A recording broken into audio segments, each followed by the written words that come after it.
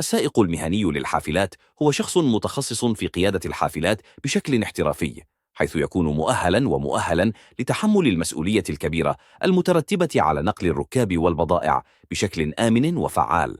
يعمل السائق المهني ضمن إطار قانوني ينظم عمله ويحكمه العديد من القوانين الخاصة بالمرور والسلامة. الصفات الرئيسية للسائق المهني للحافلات: المؤهلات والمهارات. يمتلك السائق المهني رخصة قيادة خاصة للحافلات، وهي عادة رخصة الفئة D أو ما يعادلها في بعض الدول.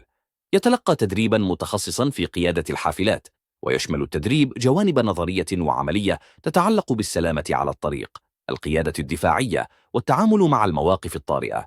لديه معرفة متعمقة بالقوانين المرورية الخاصة بالحافلات، مثل مناطق وقوف الحافلات، مسارات النقل العام، والقيود على السرعة. السلامة والالتزام بالقوانين. يتوقع من السائق المهني أن يكون دائما في حالة استعداد لضمان سلامة الركاب على متن الحافلة. يتعين على السائق الالتزام التام بإشارات المرور واللوائح الخاصة التي تنظم سير الحافلات. يكون مسؤولا عن صيانة الحافلة والتأكد من سلامتها قبل القيام بأي رحلة، لضمان خلوها من أي أعطال قد تهدد السلامة. الصفات الشخصية.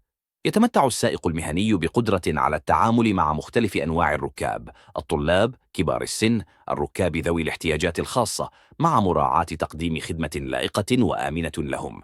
يتسم بالقدرة على التصرف بهدوء وحكمة في المواقف الطارئة أو أثناء الازدحام المروري. يمتلك مهارات التواصل الجيدة، حيث يتفاعل مع الركاب ومع السلطات المحلية إن لزم الأمر. التعامل مع الحالات الطارئة. يجب أن يكون السائق المهني قادراً على التعامل مع حالات الطوارئ، مثل الحوادث أو الأعطال المفاجئة، واتخاذ التدابير اللازمة للحفاظ على سلامة الركاب. المسؤوليات الرئيسية للسائق المهني للحافلات: قيادة الحافلة بشكل آمن وفقاً للخطط والبرامج المحددة. التأكد من التزام الركاب بالقوانين داخل الحافلة، مثل ارتداء حزام الأمان أو الانصياع لتعليمات السائق. التفاعل مع الركاب بأسلوب محترم ولائق، وتقديم المساعدة اللازمة في حالات الطوارئ. الالتزام بمواعيد الوصول والمغادرة، وتفادي التأخيرات غير الضرورية.